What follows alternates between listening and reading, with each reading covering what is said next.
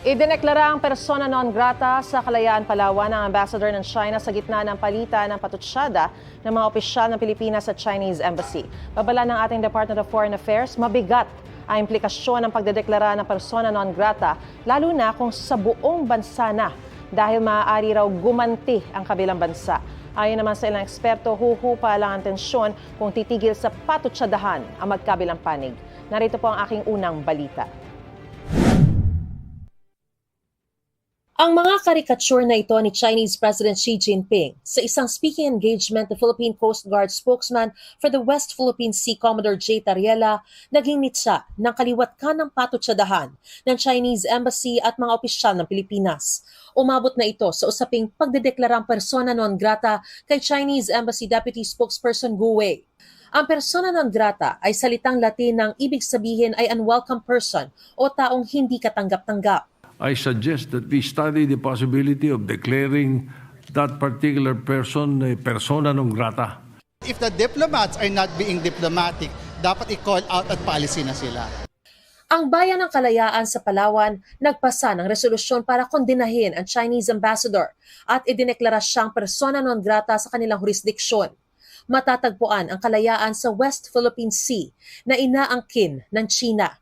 Tugon ng tagapagsalita ng Chinese Embassy sa Pilipinas na si Jiling Peng, tanging ang Pangulo lang ang may kakayahan na magpaalis kay Ambassador Jing Quan.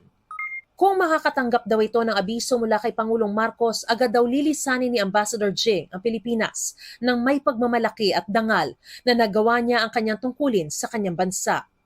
At kung may idedeklara raw ang Pilipinas na persona non grata, isama na rin daw siya at ang buong Media Affairs and Diplomacy team dahil wala raw silang iwanan. Gayunman kahit daw isara ang kanilang embahada, patuloy raw nilang lalabanan ang paninira sa China.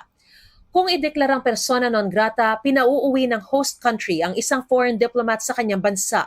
Ayon mismo sa Department of Foreign Affairs, isa ito sa pinakamabigat na hakbang pandiplomatiko na maaaring ipataw ng gobyerno laban sa dayuhang diplomat. Babala ng DFA, mabigat ang implikasyon nito dahil maaaring gumanti o magsagawa ng countermeasures ng kabilang bansa. Ginagawa lamang daw ito bilang last resort kapag nasira na ng lubos ang diplomatic relations ng dalawang bansa at wala ng ibang solusyon para maayos ito. Hiniling din ng DFA na bigyan sila ng sapat na espasyo para gampanan ang tungkulin nito at ayusin ang mga issue sa pamamagitan ng dialogo at konsultasyon. Sa halip na sa pamamagitan ng pampublikong diskurso, alinsunod sa vision at paggabay ng Pangulo bilang architect ng Philippine foreign policy. Sa ngayon ang China ang nananatiling largest overall trading partner ng Pilipinas. Tingin ni Professor J. Batumbakal, lumalaki ang insecurity ng China.